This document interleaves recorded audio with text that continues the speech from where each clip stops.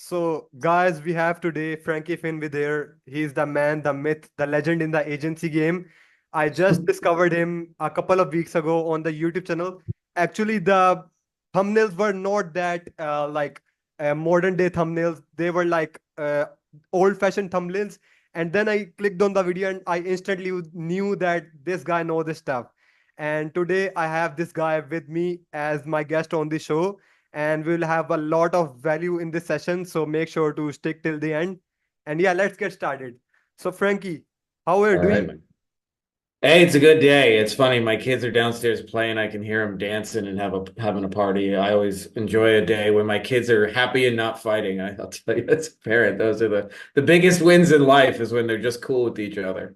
Yeah, I just funnily discovered about you. Like I was watching your stories, and you're really like care about your kids and family. Like others are saying in the industry, like you should work 12 hours a day and just leave your hometown and stuff like that.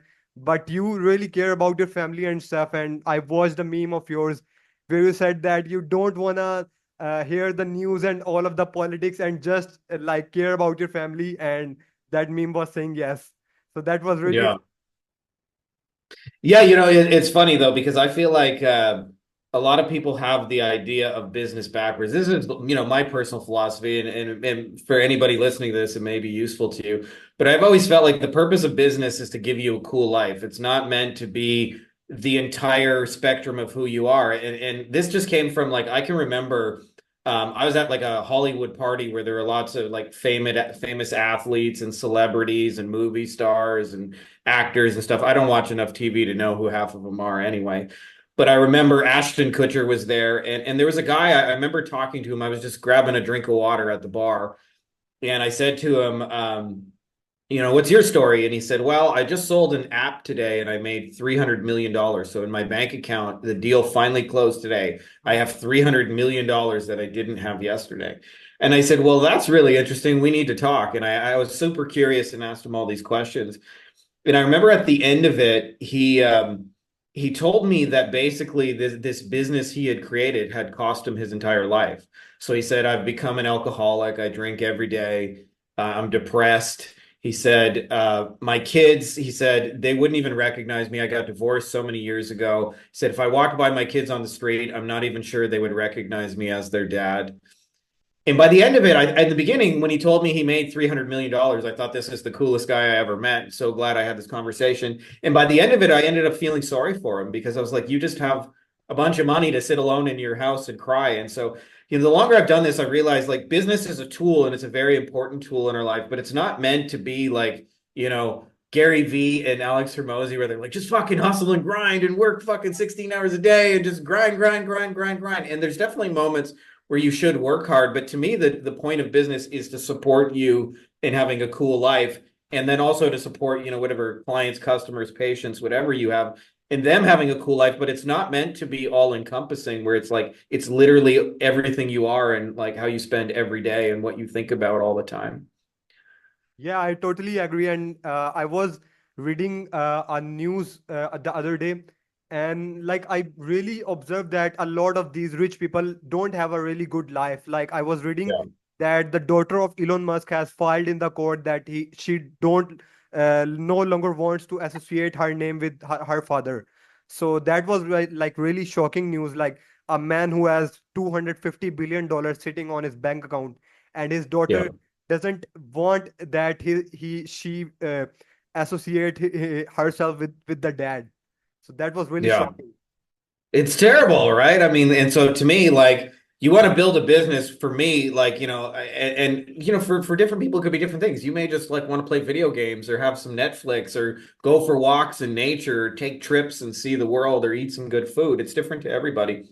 Mhm. But I get to spend a lot of time with my kids, and that's like to me, like that's the most successful thing is like, we go to water parks and we go on adventures and we go for boat rides and we see things and we do things and we go to quiet places in nature and we go to the park. Like I've seen every park in this area like 600 times, and there's a lot of them.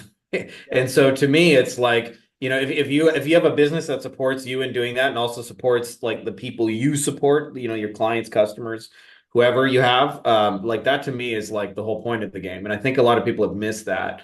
And I understand like the Gary V and the Alex Hormozzi's telling everybody to hustle because a lot of time they're talking to beginners who haven't taken any action, and when they do it very timidly. So it's a very useful message to that right person. But I've met like people who are already working 80 hours a week and are burnt out from their business, and the idea that you're supposed to work more hours, that that's somehow going to solve the problem is simply not the case, right? Like you can't get more time.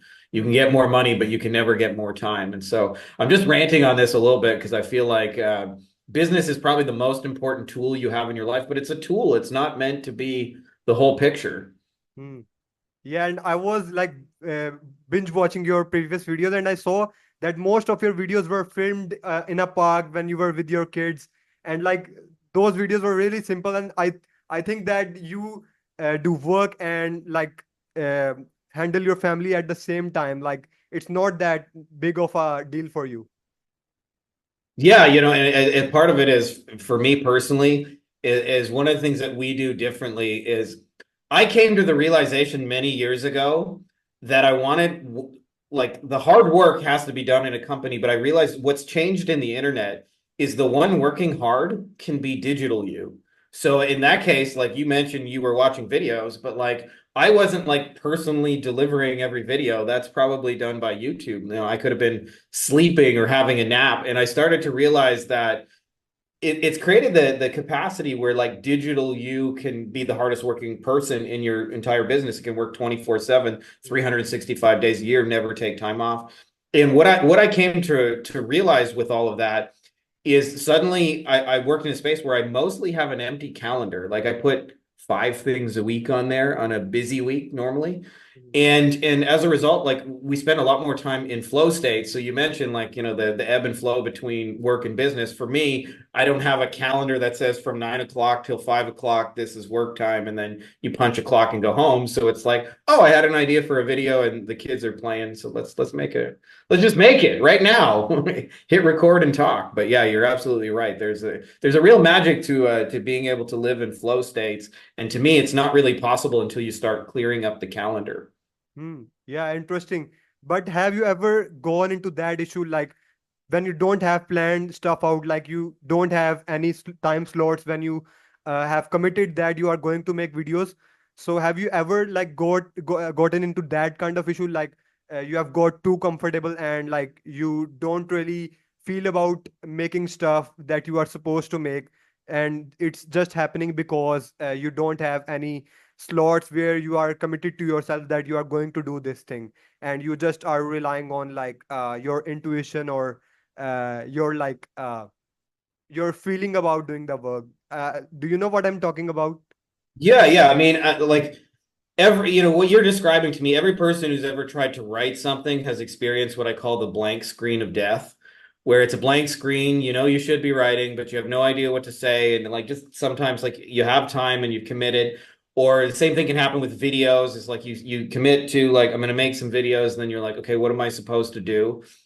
And I'll tell you what's been most helpful for me on that, which is not like a tactic like most people think. It's just actually creating stuff for people you really like and enjoy rather than people you're just trying to like make a living off of. Like a lot of people think my ideal client is anyone with a credit card who would pay me for something. And if you think more about like who would I actually love to do this stuff for, what happens is a lot of times you end up making the videos and making the post not because you want it, but because you know it would be helpful to them and because you really like those people and you really want to help them. And so for me, like I can't tell you like I still have bad days, not a lot of them, but I have bad days. Like just so you guys know, like I have mental down days where I feel like shit and I doubt myself and things like that. And one of the quickest things that snaps me out of it is I'll get a message from somebody telling me thank you about something I created that has changed their life, a video, a post I made or whatever, and it inspires me to then keep going. And so I think a lot of people are lacking that in business because they're just really thinking about how do I get credit cards? And I'm not saying like getting credit cards is not an important detail. Like you're in business, this is not charity, but you should also think like, who do I want to help on the other side of that credit card? And if you think about that detail in addition to the credit cards, you'll end up with people like you actually enjoy serving. And so it's not like a perfect system. I'm not telling you like I never have a blank screen of death or I never like don't know what to say or what to make. I actually had a little bit of that this morning. I woke up super tired and I didn't really want to do shit. And then somebody messaged me and said, I got a question about this. And I was like, oh, okay. Well, and I created something that's an answer to that question, essentially. But if I didn't like that person, I probably wouldn't want to make that answer. I'd probably be like, fuck it, I'm going back to bed.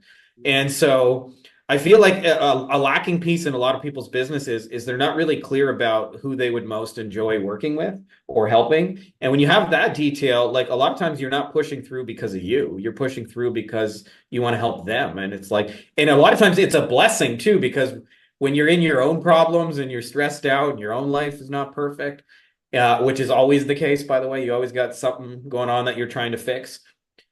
Somebody else comes along, you get to focus on them and their problems for 5 minutes, and you totally get to forget about your own. And so it's really like a blessing. Like we're dealing with, on my end, just so you guys know, like a lot of like bureaucracy and citizenship, and we're buying some land right now, and it's just like paperwork is complex and it's not fun, and it like sucks the life out of me.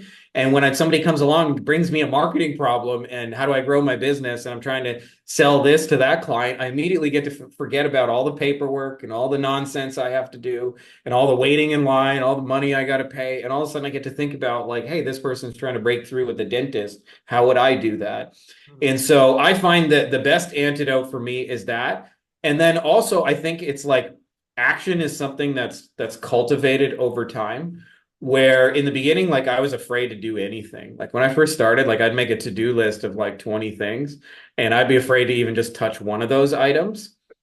And what happens is the biggest thing that's changed for me with action is I make less meaning out of it. And I actually had a revelation while playing a video game. So I was playing The Legend of Zelda, and in the game, I had my character had to go make 1,000 rupees in the game. So I was like short a bunch of money, and I didn't experience any stress about it. I didn't experience any worry. I didn't experience any doubt.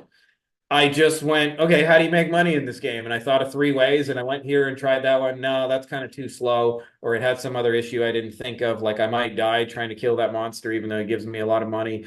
And you solve the problem within like 10 minutes. You got the 1,000 rupees, and I thought about it, and I was like, I was at a point in my life where I couldn't do that in real life, and I was like, why? Why do I approach business where all of a sudden it's all stressful and I'm worried about it and I'm attached to the outcome?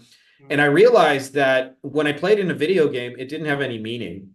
It was just like, I'm just going to make 1,000 rupees because that's the next step. It like doesn't really need a reason why. It doesn't say anything about me. If my first attempt doesn't work out, I'll just try the second and I'll try the third. And I had no attachment to any of it.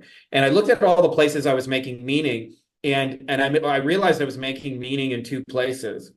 For me, one of those was I was making meaning out of when it didn't work, which, by the way, entrepreneurship has a lot more of that.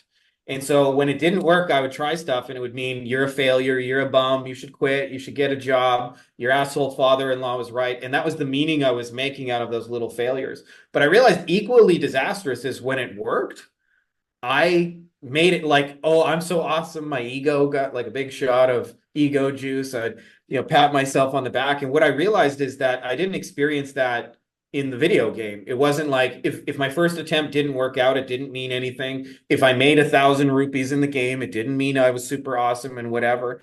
I just went on with my business. And so I started to kind of adopt that mentality in real life, and I stopped making losses mean anything, and I stopped making wins mean anything. And all it really means to me now is when I try stuff is it's literally just feedback from a marketplace. So it's literally like, oh, I guess people don't want that, or I guess I need to tweak that, or I guess they do want that. But I never let it mean anything about me, and therefore I'm more bold with trying stuff, because when it doesn't work, I don't have to like spend time feeling bad. I also don't have to spend time feeling awesome. It's just like, okay, you got 1,000 rupees. What's the next step in the game?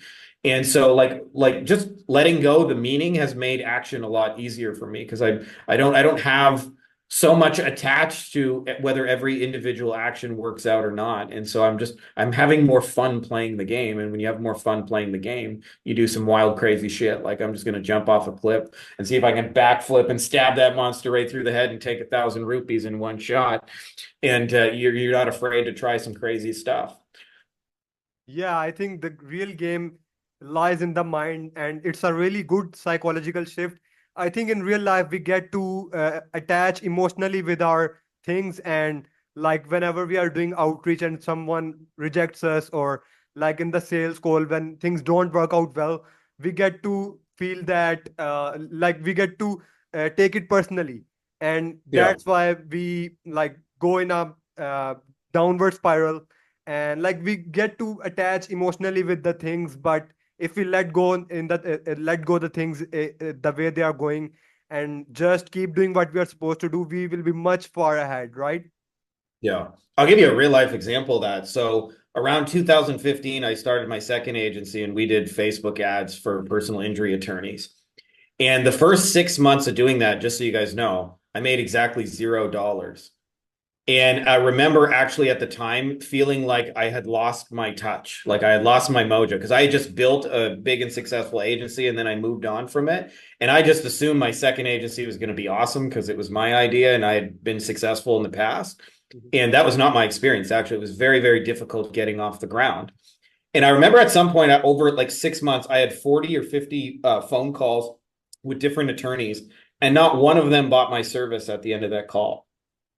And I remember actually feeling so defeated that I was basically ready to give up, where I was like, okay, maybe I should just do something else. I don't know what I'm supposed to do, but like this ain't working. Like, fuck, I'd hate to have to get a job after like seven. Can I even still get a job as an entrepreneur? Like, and what if I run out of savings? And maybe your father-in-law was right. You're just not good at the game. Like all those thoughts were there. Mhm. And so I didn't move it forward. And when I look back in hindsight, if I could compare it to like an American football field, which is 100 yards for those of you guys who are international, and the goal being like you start at one end and you got to like take it to the other. I was like 98 yards there because I had started from, I didn't know a single attorney. And yet I had figured out a couple of posts that I could make that would get people to jump on a call with me.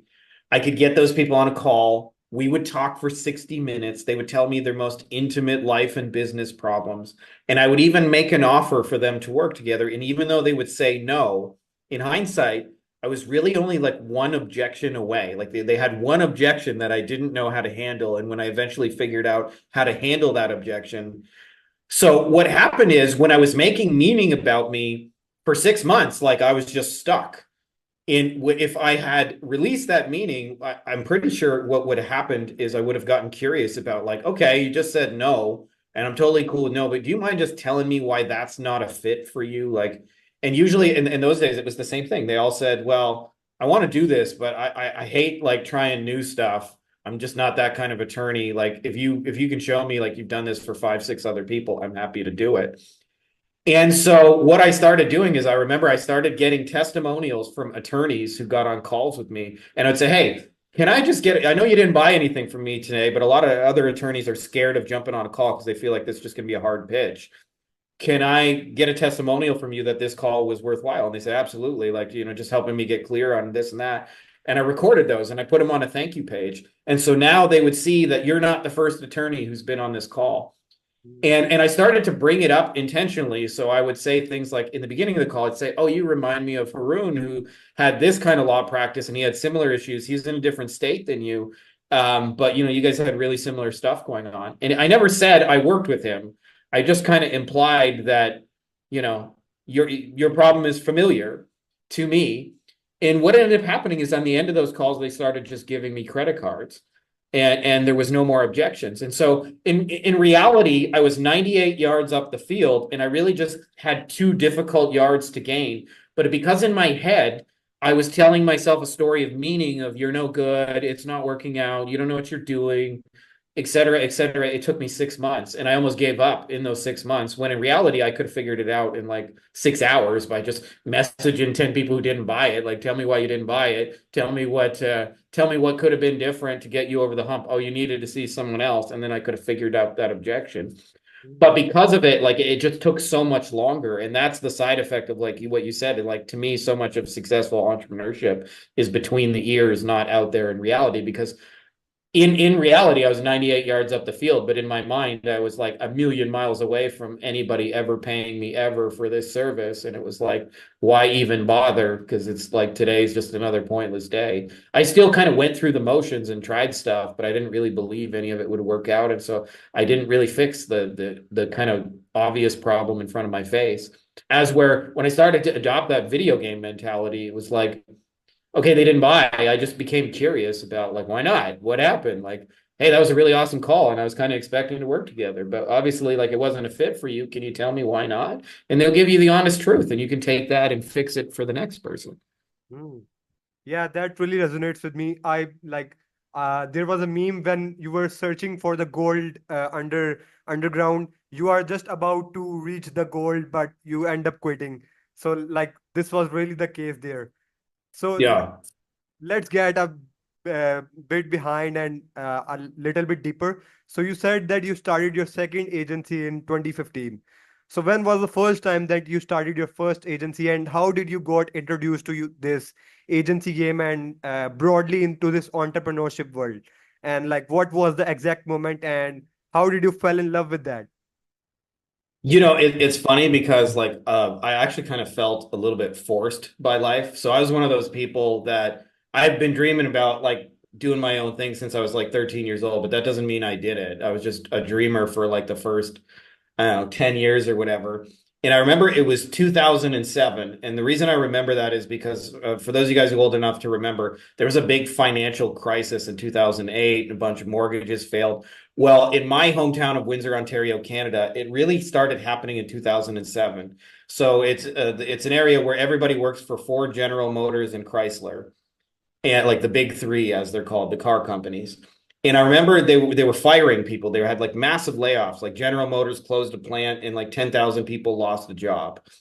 And Chrysler had massive closings, and Ford. I remember like they at the plant I was at, they fired everyone 21 years seniority and less. And this all happened in a short period of time. And so like 25-30% of the city all got fired within a couple of weeks of each other. And the unemployment rate was the highest it was at anywhere else. And I remember like trying to go apply to get a job. And I remember I went to a hiring fair, and they had 50 people there that were all hiring. And every single one of them was a commission only job where you got paid only if you sold something. So there was like selling insurance, Hmm. selling real estate, selling investments, and there were all those kind of things. And I realized I was going to have to sell something. And I was like, man, if I'm going to do that, I'm going to sell my own thing. Now I had exactly zero at that moment. And I remember going home, and same day, a dear friend of mine called me and said, hey, guess what, buddy? I said, what's that? And he said, I wrote a real estate course and we're going to sell it on the internet. And I laughed and I said, we? I was like, no, you wrote a real estate course. You're going to sell your own real estate course on the internet. And he said, I'm not really good with computers though. Like I know you can figure this stuff out. And I was like, yeah, but I've never built a website or sold anything or whatever. And he's like, yeah, but you'll figure it out. And then he hung up the phone on me. And I remember thinking at the time, I was like, unbelievable, this guy. Like he just tells me I'm going to sell his real estate course. And I thought about it longer and longer, and I was like, I didn't have anything better available to me at that time. I'm like, if I'm going to sell something, let's sell this real estate course. So I had these delusions of grandeur in 2007. I thought you just like made a website, put up your course, and everybody would buy it. And I was shocked to find that nobody visited my website. In fact, nobody even knew we existed. And it took me down a rabbit hole of like, how do you get people onto a website? And I ended up stumbling on some material back in the day that was about SEO. It was about like how you could rank in Google. And so I spent the next 6 months working on ranking that website, and we ended up actually ranking incredibly well. So we had some kind of broad keywords, but Google sent us 100,000 free visitors a month. And at that time, I knew nothing about or like converting traffic. So we just had a lot of traffic that I mostly didn't sell real estate courses to. But somebody came along the way at some point and said, hey, can we buy this website from you? And I don't remember the exact amount they offered, but it was way more than I was making. I was making like $300 a month or something, and they offered me like 5,000 US dollars. So like, I didn't even have to think about it for 2 seconds. So it's like, yours, take it. And I sold it, and then I didn't really know what I was going to do. And I was in this weird space where like the one thing I had figured out was suddenly gone, and I didn't really know where to go with it. And along the way, I was talking about some of these things in some discussion forums, and somebody said, "Can you do that SEO thing for me?" And I said, "Yeah, all right, yeah." And unbeknownst to me, it was a guy who him and his wife was a plastic surgeon, and he sold websites in the plastic surgery space. And he went to literally every conference. So he sold like a website almost every day. So like 300-400 websites a year he would sell. And at that time, it was starting to emerge that people were asking him, "Hey, can you do SEO?" And he didn't do it, and he didn't know how to do it. And so he was looking what's known as today as a white label partner, as somebody who could like he could repackage their services that would actually do the work, and he could make a fee off of it. And he had tried out a couple of people, and I was one of those people. And we ended up taking that site. And because I had gone after, like, to me, it was like I had gone after all these really difficult, like real estate investing kind of broad keywords that were super competitive, that by the time I was doing just like a local business, like it was almost a cheat code because it was so much easier compared to what I had learned. I didn't know it, but I was like doing very difficult SEO in the beginning, and that was just all I knew. And in their case, like they were a local business. So I got like, them like first page rankings within the first 30 days. And then with 60 or 90 days, they were like top three, and they were getting phone calls left and right. And so he just kept sending me more business. And that's how I ended up starting an agency. I was like, I didn't have a word for an agency. There was no term called white label agency. In fact, I didn't even know anybody else doing SEO. It was a few years later, I met a friend of mine named Dan who did the same thing as me, and we had like a two-person mastermind where we shared every secret we had, because it was like he was literally the only person on earth I knew other than me that was doing the same kind of thing that I was doing. And it's funny now because I look back, and it's become more competitive, and obviously people see it as a way you can earn a living from anywhere. But I laugh in those beginning days, like it was actually like it was hard to find a good SEO person. Like you didn't know people. Like that didn't last for many years, but eventually, like, after 3-4 years, it became really kind of a more competitive thing. But I kind of like, I don't know, accidentally got into an agency. And I never imagined, by the way, that I would ever write a book and like help other people to run their agencies. Like for the first 14, 15 years, I was just trying to figure out my own problems, my own challenges. And often they don't come with a manual. So you make the same problem for 7 years without knowing you're doing it. But when you finally figure out that lesson, like you never forget it. And so it's also been a real blessing that I struggled so much, because now when I show other people, like if I struggled with it for 7 years and I see somebody else doing it, you better believe like I figured that thing out, and therefore can be very useful. Because for me, it was just like I spent a long time with that problem before I figured it out. And then eventually it's like it's crystal clear to me, what the issue is and how to fix it.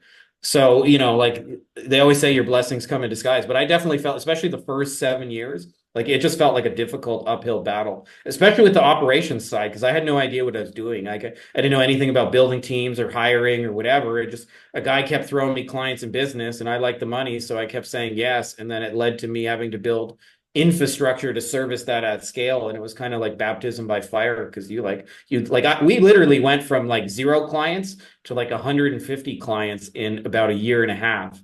And I knew nothing about building teams, hiring, whatever. It just like a guy kept saying, "We got another one. Can we pay you for it?" "Sure you can." And I'll figure it out along the way. But it led to a lot of stressful things. And when I look back on it, there's much better, more intelligent ways to build systems and stuff like that. Hmm. So your first agency was like a white label agency, right? Yeah. So why did you switch to personal injury lawyers? So that was your own agency, like where you were getting your own clients. So it was a weird thing. Anybody who's ever been through something like this. So the guy I mentioned, his name was Rick. I never felt like very secure in that business, because it was an ironic thing. People bring me this same problem and I laugh about it because I had it for many years. I knew how to do SEO, but I did not know how to sell SEO. And so I wasn't like able to go get my own clients. So I was dependent on Rick or someone else to bring them. I had two other little smaller partners, but Rick was like 85-90% of our business. And so I was very aware that at any time, if he ever had a problem, this one guy, he could take like 135 clients with him and go. And like, even though we were doing really well, I didn't feel very secure in that. I was like, man, that could go away at any given moment. And then there was also the effect that like I worked hand in hand with the guy. And I don't know if anybody's ever had this, something like this, but like he was an asshole. Like I don't even know how to say that in a nice way. Like he was, he was an alcoholic and he was mean and he was always angry. And so it was like I'd go meet him at a conference and he'd just be mad about something else. And like didn't matter. He was always drunk and mad. And it's just like it wasn't fun to be around. And he wanted to talk on the phone all the time, every day. Even though a lot of SEO stuff doesn't move quickly, he always like urgently call me, call me, call me. And so I had this, like the schedule wasn't my own. And so I'd been looking at like, how do I get out of this agency and do something else? And it led me down a rabbit hole of guys like Dan Kennedy and Jay Abraham, where I spent a lot of years studying these all-time greats, just trying to answer the question, like, how the fuck do I sell SEO? Right. Like that's all the only question I was trying to answer. Like, how do I sell it myself and go get my own clients without like anybody else, like, having to bring them to me so I'm dependent on them. Hmm. And I'm like, I'm still okay with having those people, but I want to be not dependent on them. And eventually, it led me down to like a place where I was in my life. There were a lot of things going on, but I actually went down to the jungle and drank a super intense psychedelic compound called ayahuasca, and had a bunch of visions and things like that. But one thing was really, really clear to me. It was like the only part of that agency, my first agency, that was working for me was the money. I didn't like doing SEO. I didn't like my clients. I didn't like Rick. I didn't like being dependent on Rick. I didn't like doing the work. I didn't like fulfilling on it. I just like getting paid for it. I didn't like that he wanted to call me all the time. I didn't like all the meetings and the emails and the phone calls. And so I was like, I'm going to have to tear this to the ground and start over, but I'm going to do it right this time, where it's like I'm actually going to have systems and processes in place so that like I can actually have a life, that I can actually like not have to take phone calls all the time like that. So I ended up literally just burning that to the ground. It was a difficult conversation, but I just told Rick, like, I don't want to do it anymore with you, basically, like find someone else. And I literally went from like 150 clients to like in a month to like 6 or something like that, because so many of them were with him. And like, so I was still kind of like humming along, but even the SEO that I was doing, even though like, it was okay, like I wasn't really thrilled about it. And I remember I got the idea listening to Dan Kennedy. He was talking about this. I was like, I thought about it more. I was like, I do like a marketing agency. I just don't want to do SEO anymore. And so I remember he had a training and he said something like, "Can you believe it? There are lawyers who can't make money. Honest to God, lawyers, and they have a license to steal money from the general public." And I laughed my ass off when I heard that. And I was like, that's it. I'm going to specialize in lawyers. I want a license to steal money from the general public. Hmm. And so we ended up building an agency in there. And I had been like kind of in private, like really learning Facebook ads. And I was convinced I could make it work for personal injury, even though nobody else was doing it. I was like, no, like this makes sense to me. Like we can make it work on Facebook. You just have to approach it a little bit differently than Google. And so we ended up getting into that agency. And the difference was this time is I didn't hate all my clients. They weren't demanding me 24/7. We weren't saying yes to everyone with a credit card. And most important to me is I had learned to sell it myself. So I could still have partners and stuff like that sent me business. But even if they sent me nothing, it didn't really matter because we had other ways to bring stuff in the door. And so I felt like way more in control in my own fate. Ironically, it wasn't until I was like 10 years in that I started to feel secure that like I can actually make this work, because now I know how to get business on my own without anybody else. Even though like we made a lot of money and did well, I was very aware, like if Rick goes, Yeah. all your business goes with it the first 10 years. So I didn't feel like I was in this super secure, stable place. It wasn't until I figured out like cracking the code of like, how do you actually get people on your own? Then I was like, okay, now like this can never be taken away from you. Like now, like you'll never have to go get a real job ever again, because at any point you can be the most down and out you've ever been and you still know how to go get clients. And so you still know how to generate business. And like, once you figure that out, like it's a very different game. Let's just say that. So I don't know if that like kind of answers what you were mentioning, but that's kind of like, Yeah, where yeah, I've been with that. got that. So I have a really like interesting question now. So you started your second agency in 2015 and you told that like in the first 6 months you weren't able to sell anything. And I think the part of the reason was because I read in your guide, you first have to convince people to invest in advertising, then then you have to convince them to work with you, right?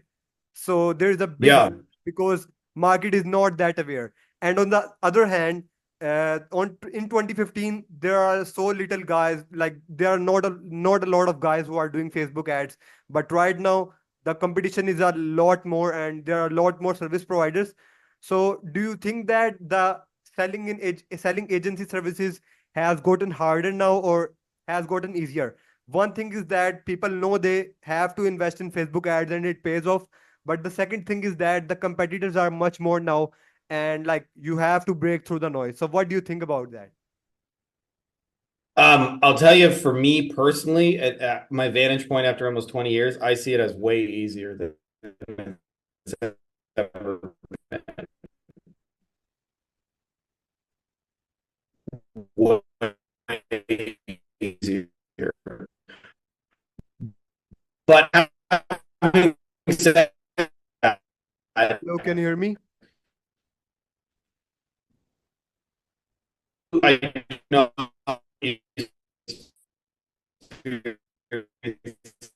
Hello, can you hear me?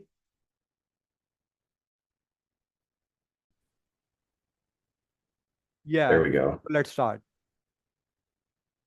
Do you want to ask the question again? Because I actually forgot. Like, there's a little gap in there. Oh, Yeah, I so was talking about like the idea that the competition. Yeah, because everybody was saying like a lot of people do tell me exactly what you described. Like they feel like it's more competitive, and I yeah. feel like it's true when you sell the same thing as everybody else in the same way.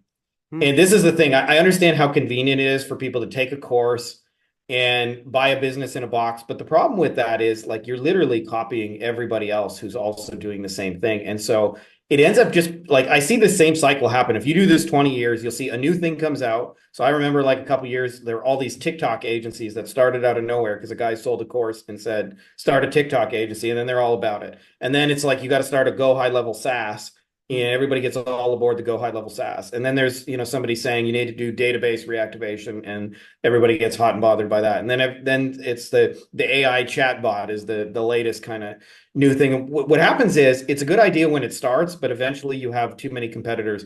And so this is a hard thing for people to realize, but you actually have to like listen to the market and innovate a little bit. When I say innovate, like a lot of times people think you got to launch rockets to outer space, but I'm talking small innovations. An example of this in my hometown. So because it's a car city, there's literally too many auto body shops. There's like there if you ever get your car banged up, there's like 12,000 places too many. So I was at my brother's house and we he ordered some Chinese food, and all I remember is him and his wife were having a fight. The Chinese food guy answered at the door. It was all dramatic. And then the guy left. And then 5 minutes later, the guy knocked on the door again. It was like, I felt like I was having deja vu. I was like, I've seen you before. And he pointed, and I don't know if he was texting on his phone or whatever, but he had backed his delivery car, hit my brother's car, and my brother's car rolled into my girlfriend's car, which was a Volkswagen Beetle, and the tailpipe went through the car. And so anybody's ever been through this process, there's insurance, you have to call them, and they make you go get 3 quotes from auto body detailers. Now, mind you, there are too many auto body detailers in this city to begin with. And I went to 3 of them, and all 3 of them that the insurance told me I had to go to said the exact same thing. They said Volkswagens have specialty parts. We don't work on Volkswagens. You need to go to the specialist shop. There was a guy on a place called Drulard Road, which is kind of in the ghetto. Now, we ended up going to the guy in the specialty shop after we got quotes from all 3, like we had to do for insurance. And um, he said, basically, I'm backed up for a month. I have so much work that I can't touch this for a month, but I'll give you a piece of paper, give it to the insurance company. They'll get you a rental car for a month. And in a month, I'll fix it. It'll take me just a day to touch this one up once I work through all the other cars. Now, I think about here's a city, okay, where there are too many auto body shops relative to people. And yet he's discovered a blue ocean uncarved niche where he's literally so fucking busy, he's backed up for 30 days and has a waiting list in a city where there's too many of them. And the difference between him and everyone else, in my opinion, is everybody else started a Me Too business. And almost always they start their business entirely for selfish reasons. So like it's a person who says like, I don't want to work for a boss anymore. I'm going to start my own shop. Fuck it. I'm going to make my own shop. But there also has to be a market reason. So this guy, whether he intended it or not, has a market driven reason. So he probably started for selfish reasons too. Like it's okay to have selfish reasons. Like He probably didn't want to work for a boss either. He probably wanted to start his own shop, be able to charge his own prices. But he has one market-driven reason, which is very simple, is Volkswagens are underserved. Hmm. And so even though there's all this competition in the space, there's this completely uncarved out thing. I feel like the biggest reason that most people feel like it's cutthroat and competitive is they start a Me Too business with a Me Too offer for entirely selfish reasons and don't have a market reason to exist. And a lot of times that market reason is not, like I said, in launching rockets, it's a 10-degree shift from what you're already doing. Like, what's the difference between I fix cars and I fix Volkswagens? Like, not a fucking lot. But I'll tell you, for us, like, there was a big difference between we'll run Facebook ads and we'll run Facebook ads to get you motor vehicle accident or motorcycle accident cases, right? It's like that little detail of like, okay, I really want motorcycle accident cases. I don't really care about the Facebook ads, but we were the only ones offering that in that specific way. And so when it feels like it's competitive, it's because you don't have a market reason to exist. And here's how you get a market driven reason. For those of you guys who are wondering, you join a fucking community where you people talk and you just read questions for like a couple of hours. And then you look for like, and you ask yourself the question, like, what's missing here? And what you'll find is like, a lot of people in my space will run Facebook ads for attorneys. But what they say they really want is I want the big cases. So even though like there's 8 million people who run ads for them, there's only 1 or 2 people who are aiming it at the big cases. So there's almost always there's blue ocean space. And the reason this happens is really simple. When you solve a problem in business, it doesn't matter what problem, a new one is created, hopefully a better problem than the last one. But I see this with agencies. When you first start out, you don't have any clients. That's your fucking problem. And eventually, if you figure that one out, you'll have a new problem called you have to fulfill on the promises you made. And you got to actually do good work. And then if you keep going and you keep selling and you keep fulfilling, you'll have a new problem called you got to hire people because you can't do all this work yourself. And then eventually you'll have a new problem called you got to manage those people. And then you might have a new problem called like we got a really big fucking agency and now it's very corporate and there's too many meetings and like our clients aren't happy because we've outgrown what made us successful in the first place. And so endlessly one problem solved creates another. And so if you understand this, it's not that there's lack of problems to be solved in your industry. It's that you're going into it with, I got a Me Too offer for selfish reasons, selling the same thing as somebody else because a court's told me this is what works. And you have to innovate a little bit, a little bit. So like we got a guy in the accounting space who like I was just talking to this morning. He does SEO for accountants. By the way, SEO for accountants, that's a Me Too offer, but he does one little thing different. He noticed when he asked them, what kind of business do you want? They said, well, we hate tax returns because it pays us very little. It happens all at the same time and it's really stressful and we have to compete on price. And he said, we love bookkeeping services because we sell to businesses and they need us month after month after month after month and we're able to continuously help them. So he just does SEO for accountants to help you sell bookkeeping services. It sounds like a small detail, but that's the market-driven reason he exists. And so even if there's 100 other SEO competitors that contact him daily, he's going to stand out because he's speaking to like something they actually want, right? And so I feel like most people just are 4 hours of research away from having something that's really valuable to their marketplace, but they were told to start with their thing. Hey, I know how to fix cars, so let's build a car fixing business. But you actually missed a step before that where you had to go, you know, what are they asking about? Well, they keep asking about Volkswagens. Okay, put my flag here. I'm the Volkswagen guy. That guy doesn't even have to advertise. That guy's got the next 30 days, he's backed out in a completely competitive space. And so if you want to be the person who has endless opportunity and endless flow, like it's just 4 hours of research of figuring out like, who are these people? What problem are they trying to solve? What are they trying to do? What do they really want? And you can tell from their questions, like what that is. Like, you don't even have to look very hard. Like sometimes one of my go-to moves, I'll just join a Facebook community and spend a couple hours reading messages to see what questions people are asking. Cause it tells you where their problems are. If somebody says like, hey, my cold messages are getting blocked on the server. Like if I create a software that says like how to not get your cold messages blocked on a server, it's probably going to fucking sell, right? Like, because that came from the market. That didn't come from me. Yeah. Yeah, I totally agree. Like you need to innovate and stand out for competition and establish a blue ocean offer.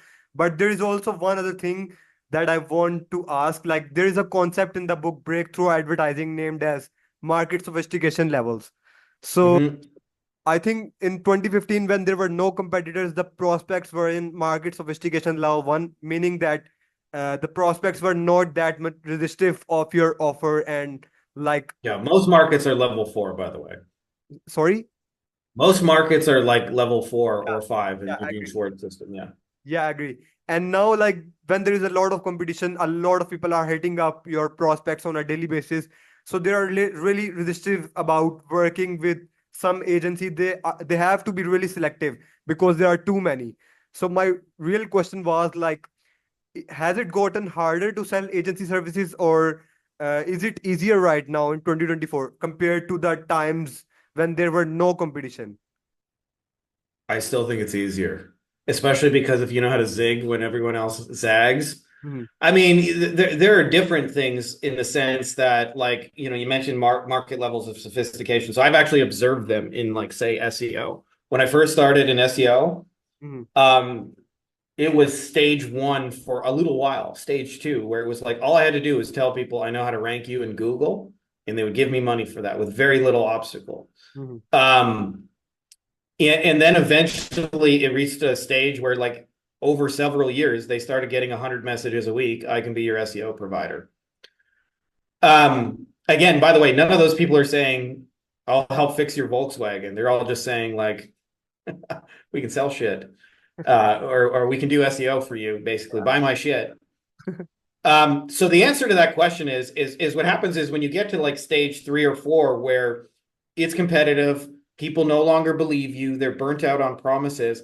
There's one thing that people do that almost always guarantees you'll get stuck, and there's another thing that you do will almost always get you unstuck.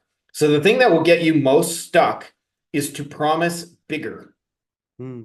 And so I see this, like, I've gotten messages where it started with, "Hey, we can get you a booked appointment and only charge you $40." And then eventually, over years, I had a guy message me the other day say, "I can add $500,000 per month with our booked appointment service, and I fucking guarantee it works, or I'll pay you $1,000." And you better believe, like, I don't believe that guy. Like, I think your cold DM scripts just gonna add $500,000 a month and cold traffic in, like, the first 30 days. Like, you're full of shit. I know it and you know it, right? And so what happens is most people feel the pressure and they go, well, if some guy's promising $500,000 a month, I'll promise 1 million. Fuck him, right? Like, I'll guarantee you I'll get you 1 million next month. And then somebody's going to offer two and somebody's going to offer 10. And it ends up just meaning nothing to the marketplace. Yeah. And so the pressure is to think you have to make a bigger promise. And what you actually want to make is a different promise. And it's what Eugene Schwartz called a new mechanism, Yeah. or a what I would call a clearly different and desirable plan. So, for example, in the agency space, we have one that we use in our mastermind all the time. Is the vast majority of people say if you want to grow an agency, you have to cold message strangers, and you have to cold message a lot of them, and you got to spend a good part of your day just hitting up strangers for business. And I've never done that for like 15 years. And I'm not saying it doesn't work, but Hmm. it's literally the least efficient way to do it. And people love it because it's free, it's cheap, they can easily wrap their head around it, go knock on doors and sell your thing. Well, we figured out in the same space that if you message somebody who already has an audience, so, like, for example, like if you're trying to reach dentists, there's already someone who has a podcast with 10,000 dentists who listen to it every week. And Hmm. if you come up with a good show idea and go on their podcast, you'll get in front of 10,000 dentists without trying, right? I've done the same thing with conferences, with masterminds, with people who have communities and books and industry associations, and people who create software and tools, and other people who sell marketing services to the same people you do. You sell SEO, they do pay-per-click. You guys should know each other and refer each other business back and forth.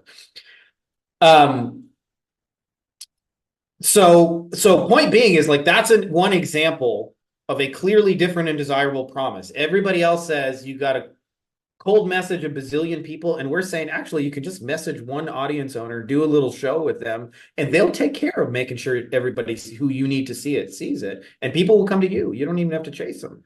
Hmm. um, and so what happens is what you need to be bringing to your market is a different process that's easier, Hmm. that's faster, that has less moving pieces, that there's less for them to think about, there's less for them to do. And so where people get hung up is they keep thinking, because there's all this market pressure, I got to promise better SEO, faster SEO, cheaper SEO. Mm, And what you need to be doing is saying, we figured out a different way to rank. Everybody else is doing this. And we mm, figured out if you get 100 reviews and optimize these three things on your Google business place, you'll have a top three ranking in for most services and most competition levels in 90 days. And you'll get phone calls and business out of it. And so you'll know in 90 days it's going to work. That's a better promise, not than like, we can get you even higher rankings, cheaper, faster, better. yeah. And so a lot of that pressure, by the way, comes from inside. Is when you see somebody else succeeding, you think you have to like one up them. But what you actually have to do is own where you're different. And a lot of times these differences are small. Like I know a law firm, for example, and I don't want you guys to think about, I have a different business in a law firm. If you got a service, you got the same problems they do. And their different and desirable proposition is this. We text you. Mm, Everybody else wants to call on the phone. We hate phone calls. We text you. And mm, they're busy as fuck because you know what? A lot of their clients feel the same way. They're like, I don't want to call. I don't want to talk to my attorney. Every time I talk to you, you bill me $45 a second for the time we're talking. Just text me what I need to know. Be there Thursday. We got a court date at 10:30. Here's the address. Show the fuck up, right? Um, like, and so a lot of times we think like you have to have this elaborate, like, I guarantee you make $1 million a month. And it can be as simple as, hey, we do SEO, but we text you. mm. Everybody else wants you to get on all these fucking calls and do all these updates. Like, but I don't do that. I hate that shit. I'll just text you. Yeah. I hate that shit too. Okay, cool. Let's just text each other. Yeah. And you have a totally different promise that's actually valuable to the marketplace. So like the way out of that, all that competition is be the promise bigger of something somebody else created. Promise small but different thing that we figured out. It's just a little bit different. Like a lot of people come to me in the agency world because we haven't done a sales call in 5 years. Like people sign up and buy our shit over video. Mm, yeah. So, Right? That's not a life-changing, life-altering thing, but to the right person, that's a big detail. And so different.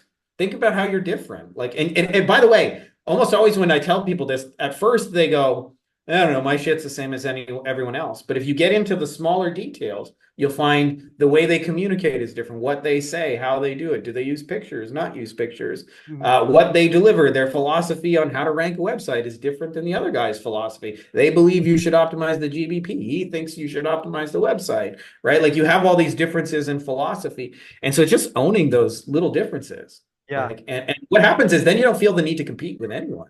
You're just like, Mm, all right, if you want to buy that other $500,000, $1 million outreach package from that guy, go for it. We don't do any of that shit. We'll just get you on a podcast. yeah. Oh, why would you do that? Because then you can get in front of 10,000 dentists at once. Mm, And so what you guys have to bring to the table is just what I would call an SSP, a simpler, superior process. And then just talk about how your shit's different. Not how it's better, but how it's different. mm. And I also think that on market sophistication level 5, I think Eugene Schwartz says that the unique mechanism thing also doesn't work. But if you get in front of an audience owner, I think it will work then, right? Because a lot of people trust this one guy, and if you get along with this one guy and you establish yourself as an authority, then it will work, right? Yeah. Yeah, because I wrote about this in my second book. So this is kind of like a really advanced topic, but there's a thing I call digital assets, and I believe the most valuable digital asset is distribution. And so the example I gave of this in the story is imagine there are two farmers and they're both trying to sell eggs. So I gave names A and B, Andy and Bob, Hmm. and they both have equal quality eggs. Okay. So if you start with Andy, Andy's goal is to come up with the best sales pitch he's ever created for selling eggs. So he'll come up with 2-for-1 eggs, quality, farm fresh, organic, special Friday sale, act now, limited quantity. And he comes up with like a really killer offer and he stands by the side of the road and he sells eggs. Hmm. If he does that long enough, he's definitely going to sell some eggs. Okay. So Andy's going to do well for himself. But I want you to compare that over 6 or 12 months' time to compare that to Bob. Bob believes, as I do, that distribution is the most valuable asset. And so he realizes every time I get my eggs sold in a store, like, man, like if Walmart picks up my eggs, I'm going to sell a fuck ton of eggs. So he doesn't really even focus on all this sales and offers. He focuses on how can I get in front of where people already go to buy eggs? Hmm. Distribution, as I would call it. And Hmm. maybe he doesn't go after a giant like Walmart, but he goes after lots of little mom and pop stores. And every day he focuses on making offers to store owners about why they should stock Bob's Farm Fresh eggs. Hmm. My question is to you, if you fast forward a year, who do you think is going to sell more eggs? Second one. Like every time he's going to have hundreds of stores waking up working for him almost as affiliates Yeah. every day.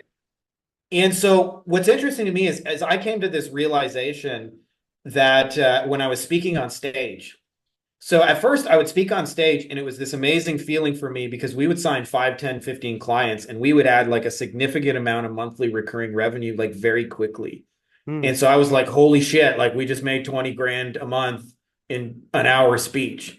And at first I got a really big head about that, which is, kind of what we were talking about. Like I made Yeah. meaning out of it. I said, like, I'm fucking awesome. I'm a great speaker. I cracked this shit. I'm the man. Like I had a lot of those things. Hmm. And I started talking to a lot of the other speakers, and they too signed 5, 10, 15 clients. In fact, some are way better than me. Some would do like literally. There's one guy I know who, like, every time he talked, he made $500,000 in sales. Like, no shit, you like 10-hour speech. Here's $500,000 worth of checks. Like that happened to him routinely. And he spoke like hundreds of times per year. Um, and so I started to realize everybody sold like from speaking on stage. Like, why was that? And it wasn't until I read Jim Schwartz years later, a famous um, investor guy in the 50s and 60s, and he said the most valuable thing is to get in front of the buyers, and it clicked. It's like everybody starts with how do I sell my thing, but actually you want to ask yourself the question, who's buying it? Because if you work with dentists, not every dentist buys marketing services. If you Hmm. work with e-commerce, not every e-commerce place buys services, right?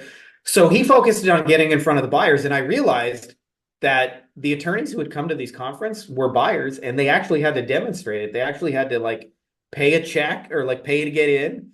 They Hmm. had to pay for a flight. They had to pay for a hotel room. They had to pay for meals and eat and stuff in there.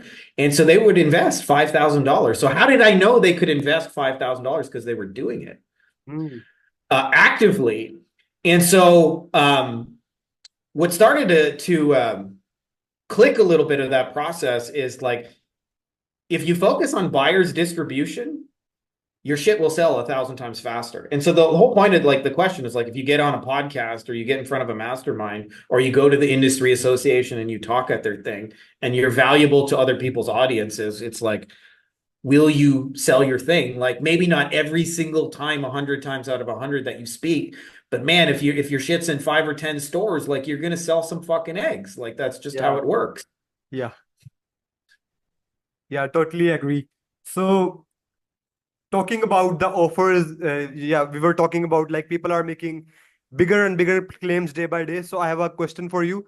Like, do you think that the $100 million offers book by Alex Hormozy has really disturbed the industry? Because let me rephrase it. So when I actually read the book offers, after that I started thinking about like the offers is about making bigger and bigger claims, and it's just a really complex thing that you have to develop and make, and like things like that. I started really overcomplicating that process. And I think for the people that are just starting their business, it's not like that like big of a priority to make a grand slam offer, or like promise something bigger and bigger. So do you think that it has disturbed the industry by like indulging wrong type of information in the beginner's mind? It works for people who are working in a like established business, but if you are starting out as a beginner, I think the offer is not the thing that should be worked on a lot. The thing that should be worked on a lot is your marketing, is your outreach. Do you agree with me here?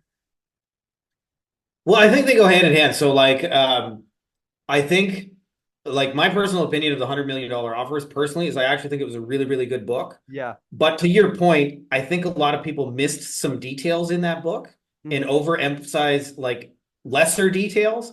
And so at least how I interpret it, I feel like a lot of people didn't actually hear what Alex Hormozy said. Because one of those things is he talks about in there that you actually want to create a result for somebody and then work on being certain that you can actually do it and then focusing on making it better, faster, easier. Hmm. So I think like anytime you're actually like thinking about bringing tools and valuable things to your audience that make it better, faster, and easier, you're also going to simultaneously have a better offer. And I'll give you an example of this. Mm. And what happens is I don't think enough people realize offers evolve over time. So like we have a course, for example, that helps people to close over video. Originally, when I first created the course, just a lot of people were asking us like, how the fuck do you do this? So I made like trainings and like explained the process of how you were doing it. And it Mm. created new challenges for people because you end up having to make PowerPoint slides and you end up like having to record it. And then there's like which software you pick. And I just realized there were like, um, like complexities that I didn't really think about because for me, it's just like I'm mostly thinking about what do you got to say in that 5 minute video to get. And then eventually over time, we built PowerPoint slides because I was like, man, like people get stuck on these PowerPoint slides. Let's build a template, say this thing, do here. And in the last 6 months, we figured out, we can get AI to fill in the blanks of that PowerPoint presentation if we go and we ask it, like, tell me about your service, tell me how much you charge, tell me about what people need to do next. And you just answer a few basic questions and then it fills in the blank and creates that presentation for you. Mm. And then we also were like, man, they still have to kind of like graphics and make the slides look nice. So we found another AI tool that you literally just copy and paste ChatGPT output into it, and it goes, here's your finished PowerPoint slide. And so in under like 60 seconds, you can start recording the thing. Mm. And so when somebody looks at me and goes like, can you help me close on video? Like, I'm pretty fucking certain. Like, not only can I help you, but we've got it to the point where like I can get version 1.0 of it out the door in like minutes because I've already figured all this shit out for you. Mm. So I feel like to answer your question about Alex Hormozy, people heard the part where he said, make really big guarantees and believe in your shit. They heard that part, but they didn't hear the part about like, can you actually get somebody a result and can you make it relatively certain for it? And that evolves over time. And that in many ways goes hand in hand with your deliverables. Mm. And so to me, like for them, they had campaigns they could swipe and deploy in a gym in seconds, and they had used them in market after market. So they kind of already know it's going to work, which is why they can say like, just try this shit. All right, I'll even pay you $1,000 if it doesn't work because I can already tell you got a list of 200 people. Like the money we're going to get is just send this campaign and it'll work. So I think it was a really good book, but I think a lot of people need to actually fucking reread it and read what he actually said, not these exaggerated or I'll pay you $1,000 guaranteed motherfucking work in 30 days, because the truth of it is a lot of people like who've been at the game long enough also understand they're going to try shit some of the time and it doesn't work. And you can also be open and upfront and honest about like, hey, I do this 10 times. For every 10 times I run it for a gym, 8 of the times it crushes it. But there is a chance you may be one of those two. And if Mm. you're one of those two, like I'm happy to give you your money back and I'll give you a piece of chocolate cake as a thank you for like trying this thing out. Mm. And so I think a lot of people thought it meant make bigger offers, not actually better offers. Yeah. And again, better is often different, not more, right? Like, so you see this Yeah. in weight loss where the promises start with lose weight. And then eventually it's like lose weight in 30 days. Then it's like lose 10 pounds in 30 days. Then it's 11 pounds. Then it's 100 pounds. The next thing you know, you're going to be negative weight in the next 15 minutes. And the promises just get more ridiculous by the second. And so that's what everybody took it to mean, is make more and more ridiculous promises by the second. But he really did actually emphasize in there that you need something that's different to what they heard that actually gets them a result. He also talked in there about solving people's micro problems. He Yeah. mentioned that like a lot of times people say they want to join the gym, but now they got a new problem called they got to figure out what to buy at the grocery store. Well, we already got it printed out for you. We got an app. Just buy the shit on this app. You don't have to do any thinking. You'll end up healthy and in the shape you want to eat. That makes it more valuable, right? That little tool, that little resource. And so I think the thing people don't understand is the more you bring little tools and resources to your offers that Mm. make it better, faster, and easier, things that are leveraged for you to deliver, like an app on a phone, the Mm. more valuable the shit gets. And as a result, yes, you can make bigger promises, but they're actually fucking true. Yeah. And so I think people miss the part where like you actually have to fulfill on promises too. It's not about who can just make the biggest promise. It's who Mm. can actually create a promise that then creates a customer for life who's happy with you and wants to buy your shit again and again. Mm. Yeah, totally agree. And like I wanted to ask, like I have not such a big of a following on like these social media apps, but on a daily basis I receive messages like, "Hey Harun, will you be interested if we get you 50 appointments in next 90 days, or you don't pay. Or what I'm trying to ask is, what is the better approach to like first message a stranger? Like, is it like straight pitching your offer, like we will get you these much appointments in this much time, or should you say like, I have few ideas for you that could increase your revenue, would you be up for a chat? So what None of is the that better shit. approach? So this is so simple once you understand it, but it is so counterintuitive. Okay. Hmm. And I'll tell you where I learned the answer. So I think most people who cold message a stranger have never actually like had to knock on a door and try and sell a stranger face to face. Hmm. So when I was 13 years old, there was an ad in the newspaper and it said make between $50 and $100 per day selling chocolate bars door to door. And I Hmm. looked at all the job ads, and that was because I was like younger than 15 where I could legally work. That was the only one that worked because they would pay you cash. And I was like, holy shit, like I could make 50 to 100 bucks a day. To my kid mind, that was like, I can buy all the chocolate I want. I can go to the movies. I can rent video games. Like, holy shit, 50 to 100. So I ended up getting that job. And it was my first kind of like, it was kind of semi legit. But what we used to do is we would go sell chocolate bars door to door and you'd knock on doors.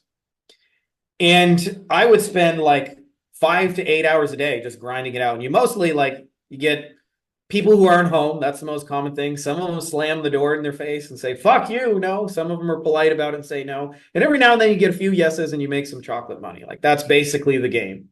Hmm. And one of the things that happened for me is I wasn't like trying to be sophisticated, but I ran a marketing split test on openers for months and months and months. And the simple reason was I just got bored of saying the same thing every time. Hi, I'm Frankie. I'm from the Canadian Council of the Blind. Would you like to support us today with some chocolate bars? Hi, I'm Frankie. I'm from the Canadian Council of the Blind. Like that's what like kid me would do, like because that was the line they told us to say. Hmm. And so I just got bored of saying the same line. So I tried random shit that just was funny to me because I was just trying to entertain myself on a long work day. Like an old lady, I would answer, would you like to buy some sweets from this cute little boy? You can pinch my cheeks if you buy a chocolate bar. Oh, look at this little boy. Like I tried random shit. Yeah. And what I learned from that is after like months and months of doing this, you actually spend the most amount of time not selling, not pitching. You actually spent the most amount of your time walking on the sidewalk. And so I actually had a lot of time between doors to think about what I was going to say next. And I tried to like knock on more doors faster. In other words, solve the problem with volume. And there was always some guy who saw you cutting across his lawn. He's got like a gun, like, do it, boy. I'll shoot you. Get off my lawn. And then you go, okay, I'll just go the long way from now on. I Hmm. won't step across people's lawn because they hate it if they see me. Hmm. For whatever reason, first world people, you love your grass. No one's allowed to step on it. But I noticed after months and months of doing this that the easiest thing to open with a stranger was to talk about the person they cared about most, which is them and not you. So it ain't about you, it ain't about your service. And how I experience this is sometimes like when I'd be walking up to a house, there'd be like 15 cars in the driveway in one house and like loud music coming up. So when I knock on the door, I'd be like, quite the party you guys are having. Hmm. What are you guys celebrating? And the message wasn't even about me. It wasn't like, I'm Frankie Finn. I got chocolates. This is my company. This is our offer. And then the next house I'd walk up to, they'd have like kids' toys and shit everywhere. And I'd say, how many kids you got? Must be like 8 years old, judging by the age of those toys. Hmm. And then you'd pull up to the next house, and sometimes you could like see through the guy's window, and he'd be watching the baseball game.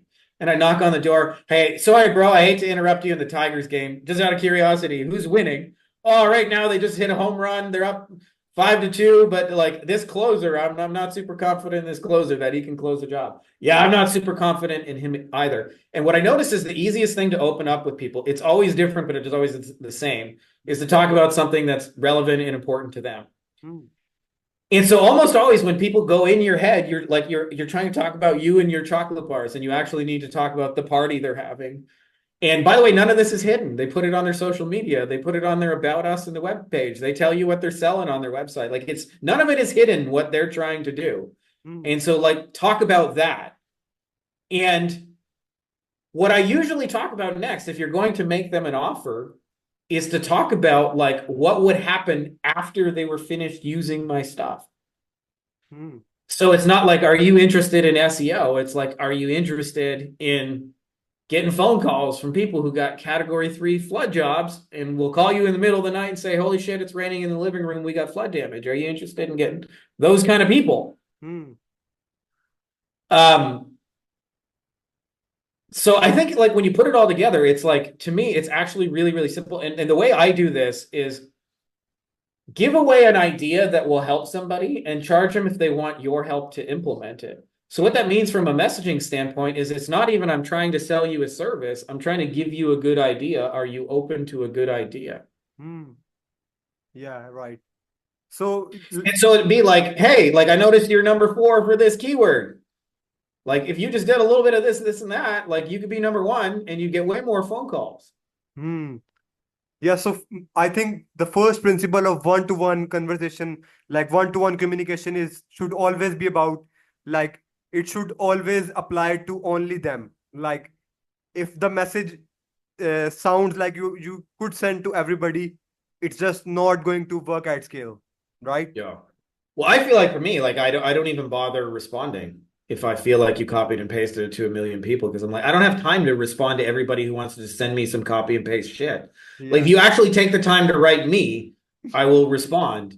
Uh, but like if it's just some copy and paste shit that you send to a billion people, like Hmm. I don't know. I don't like I said, I literally don't have time to respond to all the copy and paste fucking offers that show up in my inbox. Hmm. So I wanted to ask one question from you about niche. So you are a big believer in niching down and having your services also niche down and also your client services also niche down. But I was watching a clip other day that was from Neil Patel. He runs an agency, NP Digital. So he was saying that beginners shouldn't niche down because uh, most of the times when you niche down, your market is just too small. You would rather have a 0.1% portion of a market that is worth $100 billion than like signing just 5 to 6 clients from a market that has like just 500 to 1,000 people in it.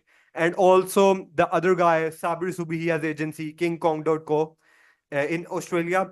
I read his book Sell Like Crazy, and he also like works in multiple different industries, and he says that he has generated over $7.8 billion for his clients, and he also doesn't believe in niching down.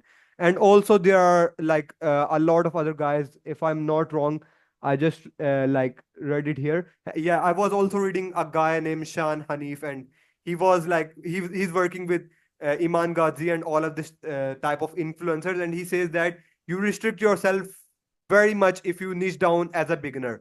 So you are a really big believer in niching down. So what's your opinion on like niching down versus not niching down, and what are the pros and cons on Yeah. both of these situations?